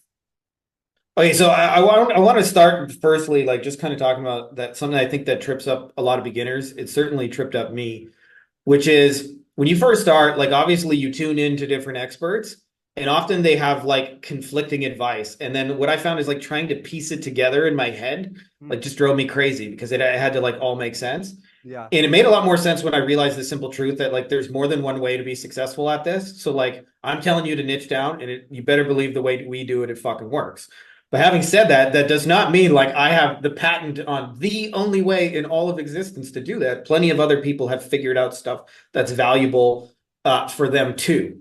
Hmm. So I have seen both people be successful being a generalist and a specialist, and I see a lot of agencies across the fucking spectrum. I will tell you, for the ones that are like upper tier successful, it's like 20 to 1 specialist to generalist. So I meet some generalist agencies. I have some friends that are doing like 8 figures plus as generalists, but Hmm. they are rare exceptions. So I'm not saying it can't be done, right? Like absolutely, it can be done. I just think you make it harder on yourself if you don't. Hmm. And I'll tell you why. I believe there's 2 reasons. Reason number one is if you try and talk to everybody at once, which is what the mistake people make, you Hmm. end up saying nothing to anybody. And so what happens is people will create offers. I've seen this where they say, business owners, we can increase your profits. And they're trying to talk to every single business owner in particular. They're trying to be non-specific about how they can increase their profits because let's just throw it out there and see who comes with what they got. Hmm. And they're also not really clear on what they're going to deliver in that. Hmm. Yeah. And so I compare that to like, to me, promises get better when they get more specific. So like lose weight is a vague and unspecific promise that probably will not work. But I say, hey, if you're a new mom over 40 and you have kids that sleep around you all day, you got little toddlers, we've figured out how to lose 5 pounds in the next 30 days by doing little exercises in front of the TV that you can do while your kid sleeps. Mm. And you don't have to go to a gym and you don't have to buy any expensive stuff. In fact, you can mostly eat the same food you got to eat. You just got to move your body and you got to do it in those little windows of time. Which one of those promises is more believable to you? The business owner will increase your profits, or the Yes, second one every time, second one. So almost always, like, the biggest reason people don't break through in markets is because they're just not saying anything specific and meaningful to them. Mm. Yeah. And to me, that only gets better as a niche. That's the first reason. The second reason is I built my first agency as a generalist. We did about 75-80% plastic surgery SEO. But the truth was, if anybody came to me with a credit card and said, can you blank? And I reasonably thought I could do it, I said yes. And so I didn't realize it, but those little 20% requests, talking purely now on the fulfillment, like somebody's already paid you and you got to do the work side of things. Mm-hmm. Those little things were so much energy because I had to, like, often find somebody on Upwork to do it, because my system was set up for SEO, but not to build a website. So now I got to go find a web designer. Yeah. And all these little one-off projects, they're such a time sink. You got to find people on Upwork. You got to have multiple conversations. You got to do a test project. You got to figure out how to pay them. Oh, the payment doesn't work on this card. Well, I can accept Payoneer. Can you do PayPal? Do you use Wise? All this shit, and you get bogged down in those details. As where, if I had just stayed on plastic surgery SEO, like, I literally knew what to do before the client started. And the example I use is, like, when McDonald's first started, the world famous restaurant, they only sold burgers. They didn't even have fries and Coke. Mm. And so the only one thing you could get on the menu is a burger. And what the real magic is, not the first burger that comes off the production line. It's the second and the third and the fourth and the fifth, because you're just reusing that process. The same way you make one really quick burger is the same way you make two really quick burgers is the same way you make three really quick. And so when your business becomes more repetitive, what happens is it's way easier to scale because you're doing way less shit. Yeah. Way less shit. And you're still delivering value from people. And it's almost always because the value you're creating from them is with your tools and your systems, not from you and your energy and your labor and things like that. So can you be successful being a generalist? Of course. And if that makes sense for you to start, do that. But I just found the two biggest problems people have with being a generalist is you say nothing to anybody. Mm. It's like, it's not specific enough. And then when you get two clients, every single time you create more work for yourself instead of being able to reuse the shit you made for the last client. Like, the same ads that work for one client will work as the same ads for the next client. It'll work as the same ads for the client after that, as this, right? So to me, the downside of being a generalist is your ass is going to be reinventing the wheel constantly on the fulfillment side. And so I understand why people get started, because they think, I can talk to a big group of people and I can do anything for anyone. And now the amount of people who are going to pay me is maximum, but you say nothing to any of them. Mm. And when you finally do get a motherfucker he's probably not going to pay you very much money. Mm. And the next guy you got to reinvent the wheel again. So, like, if you never made a website and somebody just paid you for a website, now you're Googling, like, should I be using WordPress? And do I need to use Joomla? That was a thing back in the day. I know none of you guys use Joomla anymore. But should this be on Shopify? Like, all those kind of questions. How do we build it? What plugins do we need? What should the website say? Like, the first time you figure that out, it's hard work. But the second time you make a website for the client, it's easy work because you're just using the same process. Yeah. So I feel like people miss that. And so they want to think, like, I talk to as many people as possible and they say nothing to anyone. Mm. And then they sign themselves up for, like, way more work than they need to. And can you get over it? Yes. But usually you have to be an operational fucking wizard. I know a few of them, but they're like rare. To me, it's much easier to scale a thing where you're just making burgers. Yes, you can have a burger. Here's a burger. Here's a burger. Here's a burger. Here's a burger. Mm. Yeah, I agree with you. And even Amazon was started as just a, like, book selling business. And, like, I think the reason why a lot of people tend to be generalists is because they have a fear of missing out, and they think that if they just try to serve real estate agents, what about other million businesses that could get benefit from their service. But like this is the truth. Like if you appeal to everyone, you end up appealing to no one, and you don't make any money. You could have just selected real estate as your market and attracted everybody who is a realtor, but you decided to be a journalist, and you now attract no one. Yeah. I also think there's a mindset piece that goes accompanies it. When I was like in the middle class mindset and I built my agency from a middle class mindset, what I was thinking about is how do I get people to hire me? And it was Hmm. still very much like you're applying to a job. They control whether or not you make money or not. Hmm. And I'm not saying that can't work. It does work, but a lot of times you feel like you have no control in that. Like if you send them a proposal, it's up to them to decide when it's time to go because they're the ones paying. So you're waiting to get hired. Yeah. And I think there's a wealthy mindset that says more like I've created a process or a system that creates a result for a certain type of person. And Hmm. if you come work with me, I'll essentially copy and paste this burger, Hmm. this deliverable into your account so that it'll do something for you too. Yeah. And I think it's also like becomes a licensing business later on, like Hormozy did it for gym launch. Like you just are selling type of a course to a specific industry, and like it just like works, and it's really scalable. But when it comes Yeah. to being a journalist, it cannot be scalable without a lot of employees and a lot of like operational stuff, right? Yeah. Yeah, and if you love big teams and stuff, do that. If you love like digital shit, doing all the hard work for you, which is how I operate, then Hmm. but I said that in the beginning. I just said like I just want to be clear. There's more than one way to be successful. So like what all those other people say can be totally valid and work for them. I'm just telling Yeah. you guys what works for us. But I find that for us, I like to do more of the digital stuff, doing the heavy lifting so that because it's more predictable and creating value for your clients and it's less for you to do. What's not to like about that? Yeah.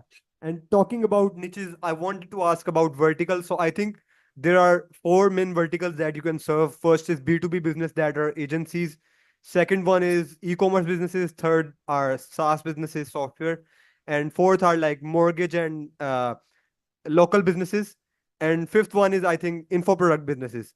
So which Yeah. one of those industries did you like to serve the most? And which industry do you think is like most fun to work with or most profitable, or what are your opinions around that? I just want to have your opinion on it. Like what is the specific vertical that like has that is easier to work for people like us? Like if anybody wants to start an agency, what would be the like vertical that would be easier to get into?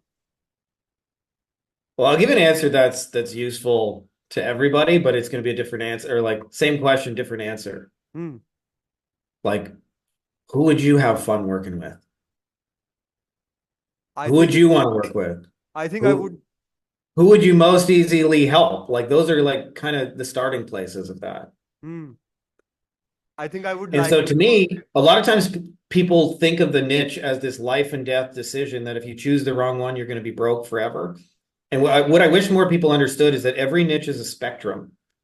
So just because I say I'm going to work with dentists, there are broke dentists, there are dentists who have successful practices, and there are dentists who have 150 locations. hmm, So is it dentists have don't have money or do have money? It depends on which end of the spectrum you're looking at. If you go after the broke dentist, they're going to seem like everybody's broke. If you go after the 150 location dentist, it's going to seem like he's got more money than, help. yeah. So, and it doesn't matter what niche you go into, that's true. Like if you go into e-commerce, Hmm. there are plenty of e-commerce stores that don't make any fucking money. Welcome to reality. There's some of them that like do pretty well. And I got friends who spend like fucking 500 grand a day on fucking paid ads because that's how fast they turn over product in their industry. Hmm. So is it that e-commerce is broke or are you like, so I say this because like most people get really hung up in the niche, but it's ultimately identifying the people that you can best help and then focusing on the spectrum within them that are doing well. As I say, like marketing services work way better when you think more about helping winners win more and less about trying to save certain businesses. And also, like, I feel like a detail a lot of people get stuck up is they ask themselves, who would pay me? And this is the answer. There's somebody in every fucking niche that would pay you. And there's also a lot of them that wouldn't pay you. Yeah. It's true in every industry. It doesn't matter. Like there isn't a wrong one. The biggest mistake with people they make is just pick one. Mm. Mm. Right. Pick one so that you can actually say a meaningful message and that you can also fulfill relatively easy on that. Mm. Mm. The point of picking one is so that that equation that you have some focus because what works for one dentist will work for another dentist will work for another. What works for one e-commerce baby product store will work for another Mm. e-commerce baby product store. Like it's Mm. Yeah, I think what I was trying to ask is like the example you gave, like if an e-commerce brand is spending 500 like $500,000 on paid ads, if you work with them and handle their ads, you could get a really big portion of that. Like you could get a retainer for 10,000 or even $20,000. But if you're working with local businesses, it's hard to get such a big retainer. And I think I have been following some of the what do guys. you think is a big retainer? Because it that's a different term for different people, and I promise you, I already know somebody who charges way more than that to local businesses. But Yeah. what's a big retainer in your mind? So I was asking, I was like seeing some of the guys. There is a guy named as Eddie Malouf, and he runs an agency named as Bad Marketing. So he like explained that he started off as local businesses. In local businesses, he served that birthday party niche. He explained that it was easier to get into because they were like birthday party niche was very untapped and they were like free whole week, and you could just send them an email and get them a reply. So he told that he now has agency that works in info products and e-commerce also. He says that if he wouldn't get into those industries, he wouldn't have become such big into the industry because these are the guys that do big business on the next level Yeah. as compared to local businesses. So that was like my point of asking that is like only restricting yourself to local businesses will restrain you from becoming a top leader in marketing services or something like that. No, no, to me, the most real life number of people I know who make $1 million a year or more do that. What you Hmm. just described as, I know people like do all kinds of shit, investment banking and crypto, but the people I know that like, you know, make have $1 million businesses that are steady and stable. The largest number of them I know personally like run local services to local businesses. So Hmm. I know it's a different question coming from my point of view. Having said that, obviously, like, I have an audience of those kind of people. So, Hmm. um, I forget where I was going with that, to be honest. Oh, to me, that like what you're describing is what we started with, like the whole market need. Hmm. It's like somebody, it doesn't matter what niche you go into, somebody needs their Volkswagen fixed. Hmm. In every niche, dentist, doc, the Volkswagen is different in every industry, but somebody's not working on it. And so Hmm. in his case, it sounded like, whatever birthday parties and so, but also like even if you go into a big competitive niche, Hmm. there's still Volkswagens. Like it doesn't matter if you go into dentists or Hmm. doctors or lawyers or accountants or HVAC or plumbers or whatever, Hmm. there's always like unmet things they're trying to do in their marketplace because most marketers are shouting at them more than listening to them. Hmm. Yeah, interesting. So I wanted to ask, like, what's your opinion on like this coaching and course industry? Like, there are like guys, a lot of guys right now that are selling like high ticket courses, like $2,000, $3,000 on how to start an agency, and like they all use their content and stuff. Like, if they have a book, it's made as a sales funnel to funnel into their course, and like all they are doing is trying to promote their course and sell that. But I noticed that you don't have like such big courses. I tried to dig into your stuff. You have like low ticket stuff such as $100, $200 to like be a part to learn how to make your version of Loom video like that sells itself. So Yeah. I noticed you don't sell like high ticket courses or coaching programs. So are you like against that, or if not, then what's your opinion on it? No, I mean it's personally it's like any other industry. Like I've invested a lot in high ticket coaching, coursing and stuff as a buyer. Hmm. Um And some of it has like massively fucking up leveled my life. Just the people I've met, the connections I met, the things I learned in those places, the access to resources. Like there's very few things like marketing wise that I don't know somebody I couldn't ask a fucking question that would make me drastically more intelligent on it by just, you know, answering the question. Like I think like if I got an AI question, I know Jonathan Mast, the fucking AI wizard, I just ask him Jonathan and he'll like give me some kind of download, some kind of answer. Hmm. So does that mean though that like everything I've invested in over the years has been awesome? No, I've definitely like, made some bad investments too. I think everybody goes through a learning phase, but I think if you look at it overall as a process, Hmm. overall it's good. So as far as those people like who sell shit, I don't know. I mean, I don't know which courses are any good. I don't pay attention to any of that stuff. And I'll be honest with you guys mostly because I like working with people at the stages where they're already doing an agency and now they're into the problems of it, as where Hmm. I feel like a lot of those stuff are selling somebody like how to get started. And Hmm. there's nothing wrong with that. Like we all have to get started. I just don't tend to sell a lot of stuff on how to get started. I have built some tools for people in those things to kind of like Yeah. AI can ask you some questions and you can figure out your niche and stuff like that just by answering some questions. Yeah, I But saw your guide. Yeah, that Google document, that was awesome. yeah. Um because like if you just start with the market need, you're like your shit's going to be easier to sell, it's going to be easier to fulfill, you're going to speak their language more. Hmm. And most people don't. They start with how do I go sell SEO? How do I get people to pay me $2,000 per month Yeah. for this? But the problem is you just created something somebody else, like 100 other people already have. And they're also training people on that course, 100 more by tomorrow and 100 more by the next day. But if you can just go into a fucking Facebook community of your market or a LinkedIn group or a real life meetup and just listen to them fucking talk Hmm. about what's important to them and then reflect that back in the marketing you create, like you're going to be way better at it than any industry. Hmm. And that really never goes out of style. And most people are just shouting louder promises instead of like trying to understand the people they. I always say like good copy is parroting. Like I've said some shit that like lawyers laugh their ass off to me, and I literally just I just read word for word what's on the internet. Hmm. That they already upvoted. Like a guy, I'll give you a real life example. Um, there was a guy who asked, "What's the hardest part about being a lawyer?" And this one lawyer said, "By far the hardest part of the clients. I don't mean the good clients who come to you and feel like you're a professional and they're here to listen to you. I mean the clients who are in this on principle, think they know the law better than you, or just want to make someone else hurt and are using the law to get even." Hmm. Well, I've gone on stage and said that exact line. Hmm. How many of you guys feel like the hardest part about being a lawyer by far are the clients and people not in the room?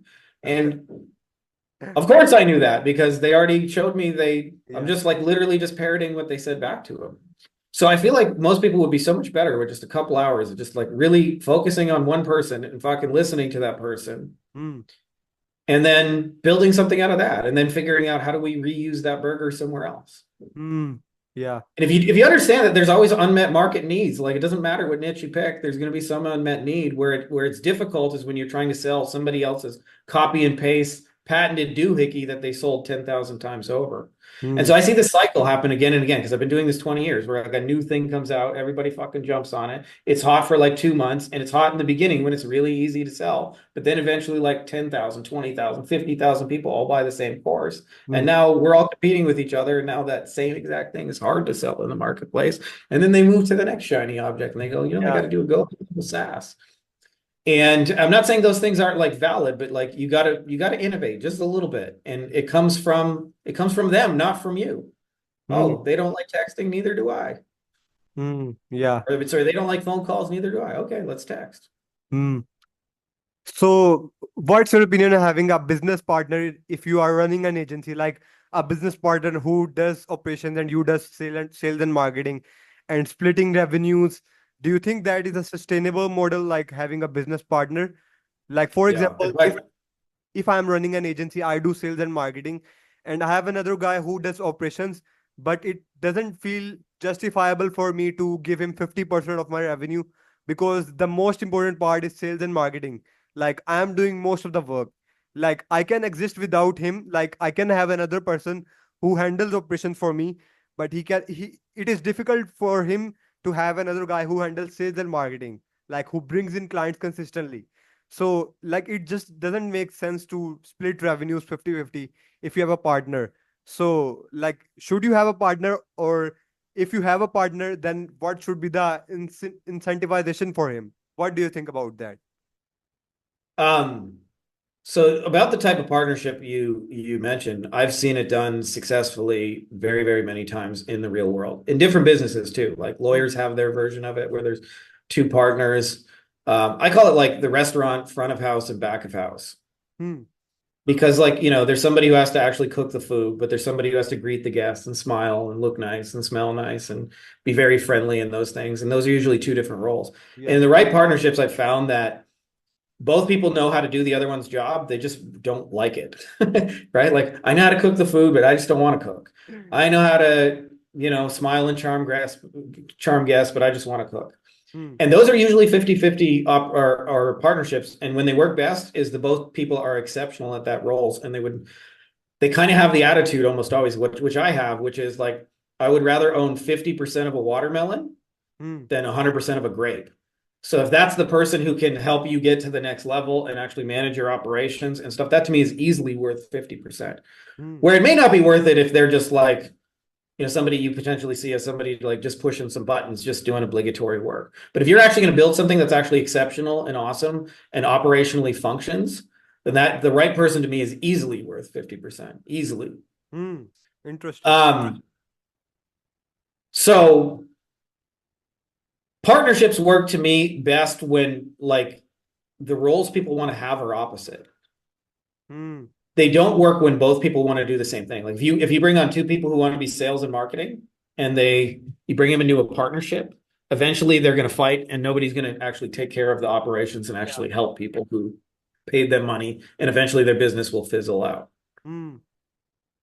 So I don't know, the front of house, back of house to me is the most proven thing. So I think it's an interesting thing that you mentioned, like you wouldn't give 50%, but I think if you find the right person that you know for sure for you can bring you a watermelon, Hmm. like that's easily worth 50%.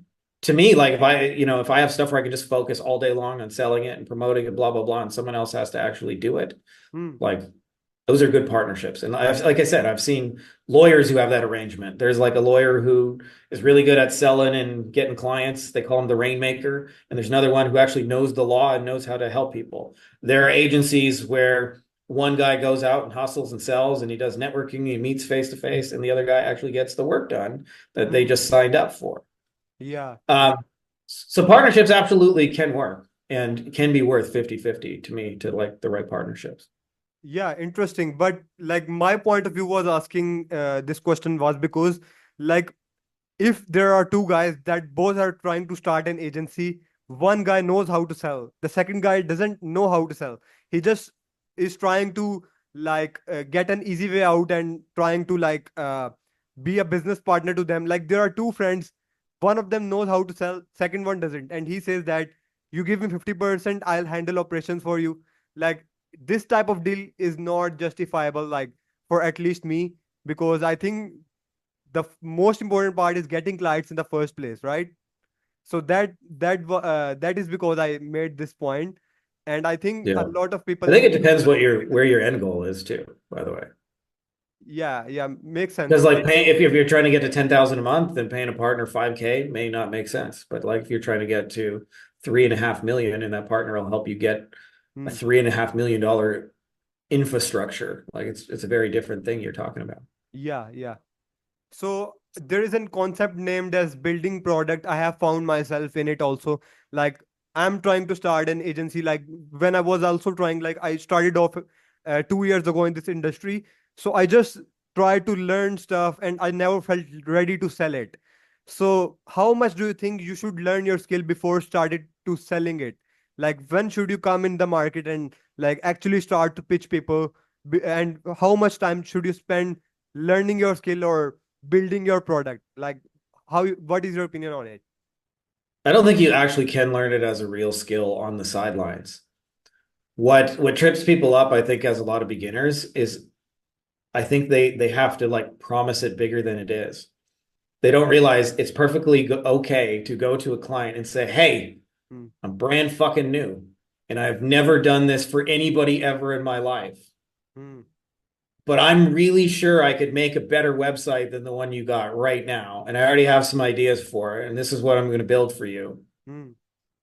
And if at the end of it you think it's worth it, you can pay me any way you fucking want. I'll take a testimonial video. I'll take some payment if you think it was worth it. Hmm. I'll take a contract, but I would love to just put this new website in place. And the truth is, I'm probably gonna have to figure some shit out because I've never done this before, but I've been reading up on it and Hmm. I'm pretty sure I can do it. And I know where to get help if I get stuck. Hmm. What do you think?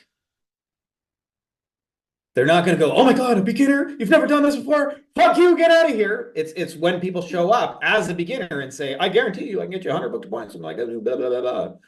And then they know you don't actually know what the fuck you're doing. That's when like you end up with people being upset. But it's perfectly acceptable to be real to people. And I actually just did an interview with a client. I got a client on. It's a client named Mo, awesome guy.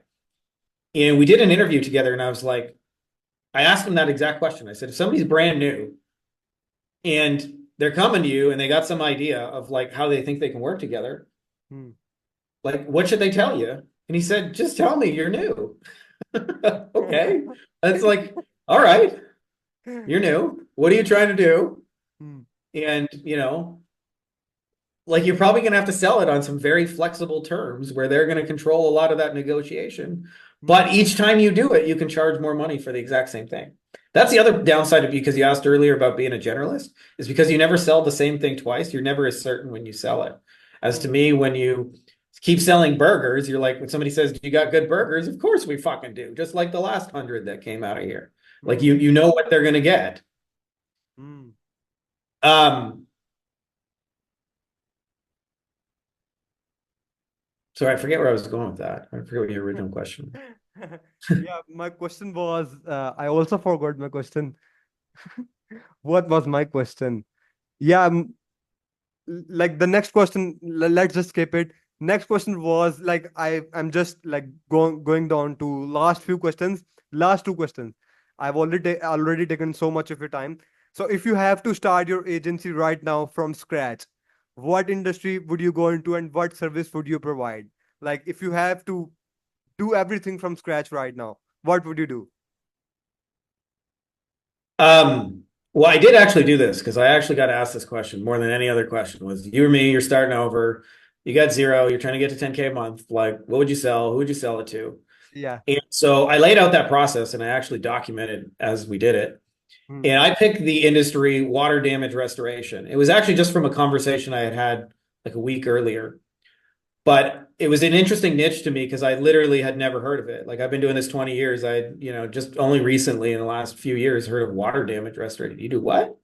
What is that? Like, and so it put me like to me in the perfect space because I'm like, I don't know anybody in the industry. Hmm. I don't got any friends. I don't got any contacts. I don't got an ad budget. No one knows who the fuck I am.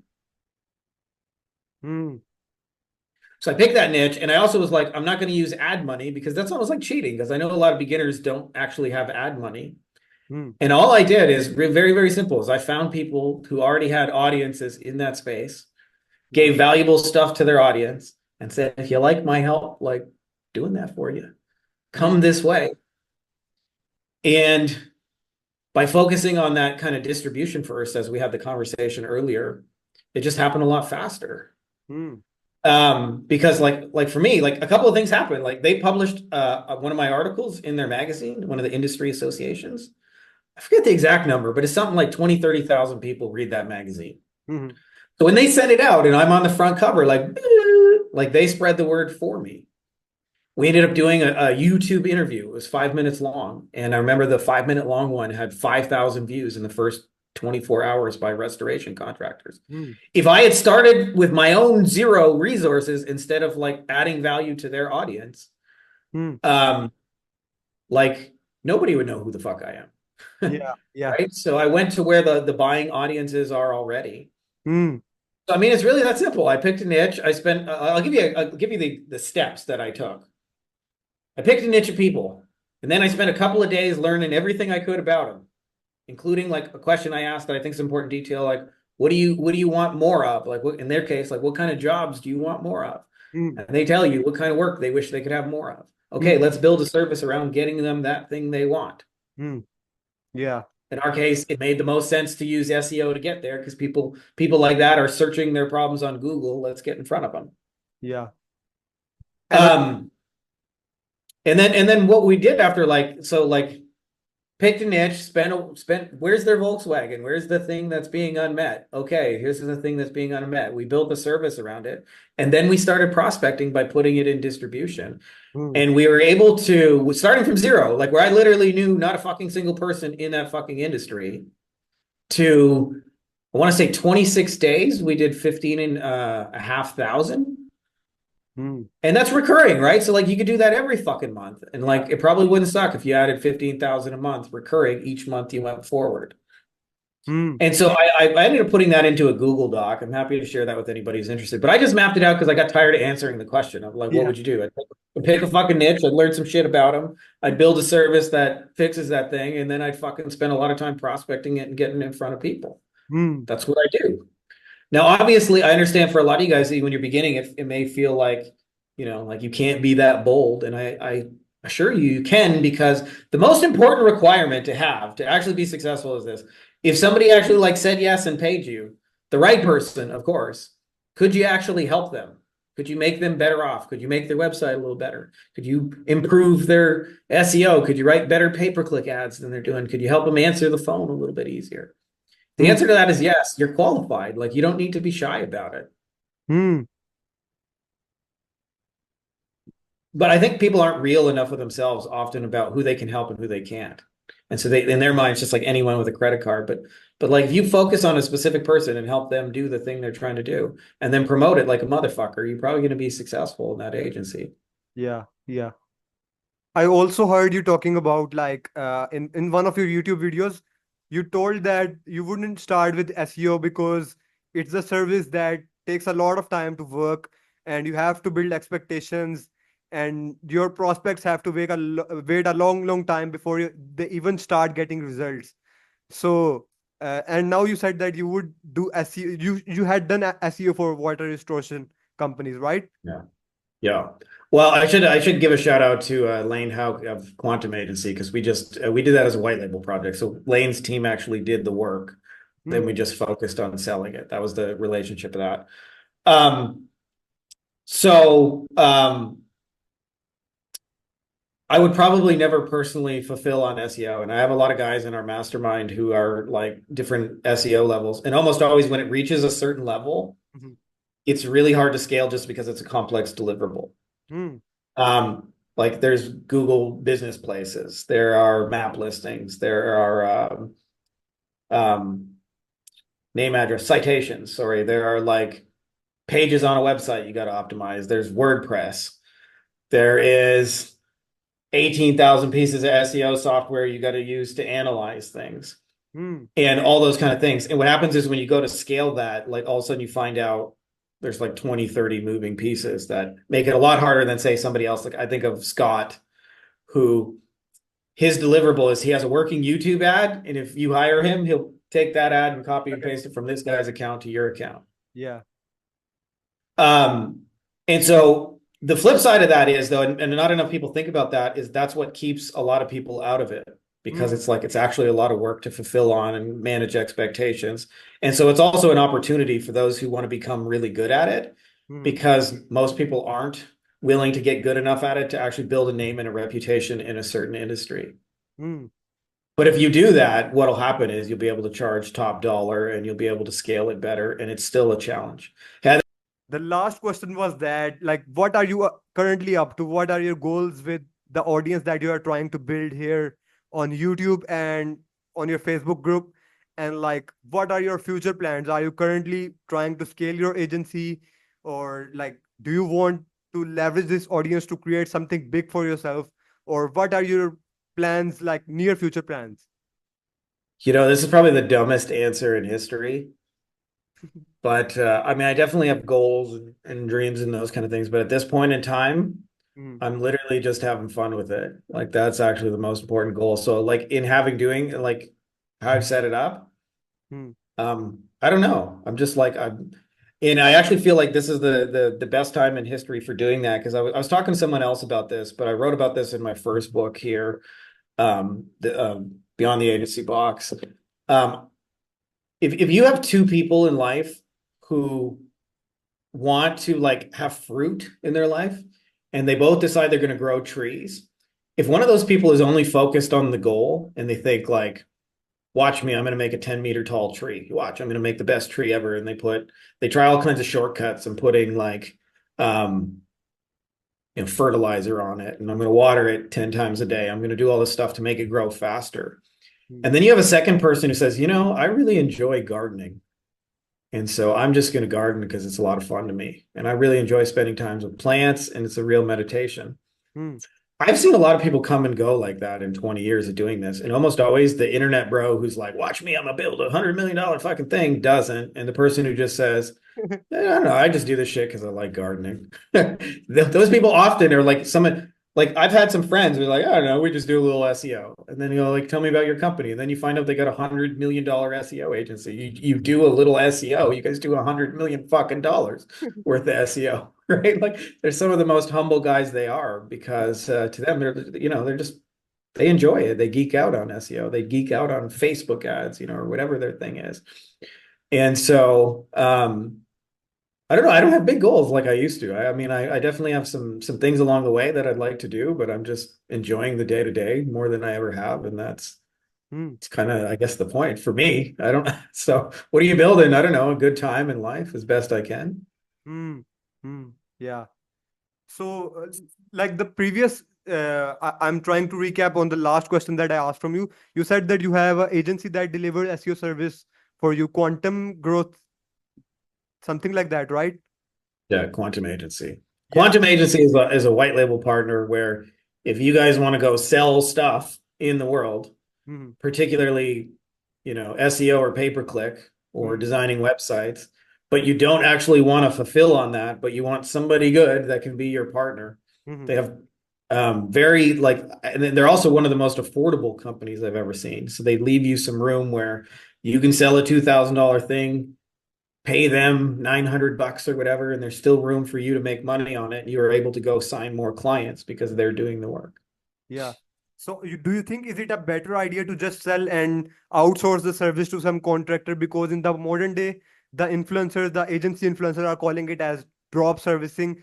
Like you just sell the stuff and hire a contractor from some third world country that delivers the service on your behalf, and you get to keep the margins, and you don't have to learn the skill. You just have to sell the skill.